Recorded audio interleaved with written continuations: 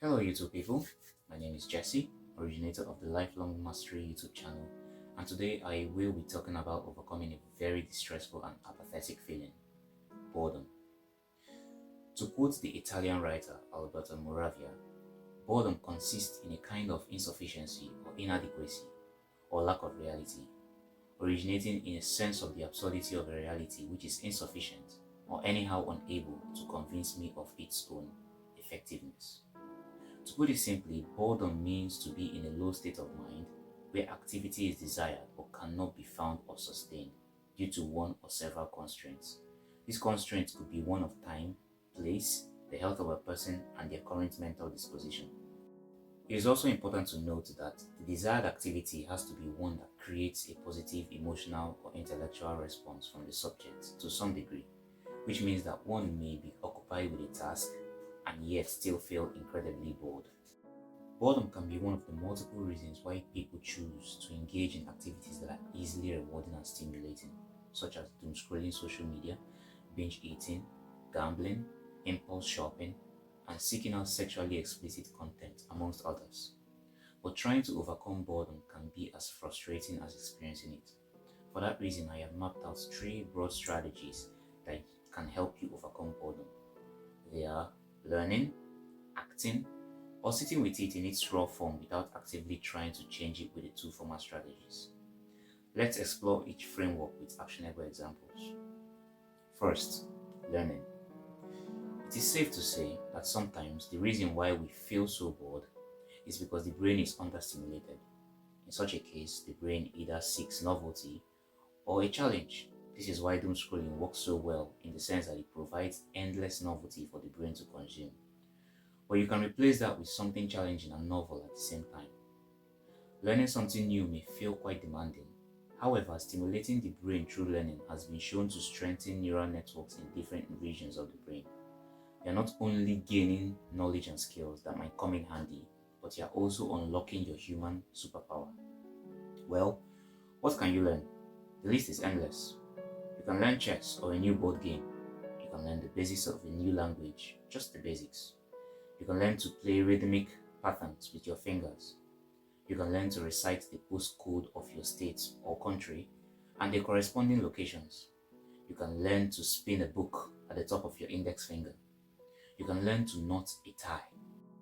Learning something new is a very easy way to discover a brand new hobby, so try learning something today. Number 2, acting. When you are bored, it can feel too easy to just ruminate, to fantasize, to accomplish certain tasks in your mind while your reality remains the opposite. Sometimes I think that one of the unspoken reasons why we escape our boredom is not just because we want to run away from the negative thoughts and emotions that come with it, but also because we don't want to constantly engage in wishful thinking when we don't have the drive, the energy, and the mental fortitude to actually bring them to fruition. The best way to break out of that cycle is to just act. Do something. Anything within your control. I always tell myself, do what's in front of you. Do my clothes need folding? I get up and fold them. Does my room need tidying? I tidy it. By doing something physical, you are redirecting your attention to the number of things that actually needs to be done. You don't need to do all of them, but accomplishing one small task can improve your mood and boost your motivation to do some more. However, you need to get up first. Breaking that inertia is the hardest part, I tell you. But I find that when I'm lethargic and I need to get up, I simply count from 1 to 10. And 8 out of 10 times, I do get up after counting. This is my method. You could try it, and I do hope it works for you. But even if it doesn't, you have to find a trigger strategy that helps you break inertia and get moving. Number 3, sitting with it. This is perhaps one of the hardest things to do as a human being, observing your own boredom. Quoting the Italian writer again, he said that boredom actually resembles amusement inasmuch as it gives rise to distraction and forgetfulness. Boredom gives room for all sorts of distractions and procrastinating to take place, to the point where we forget that we are even bored or trying to get out of it. You have to understand that people will do anything, and I mean anything, to escape their own minds and the heavy burden of duty and responsibility it sometimes represents. But observing your boredom is a rare superpower you can have as a human being. Instead of escaping, you can ask yourself these questions. Why am I bored? Why are you bored? What exactly are you avoiding?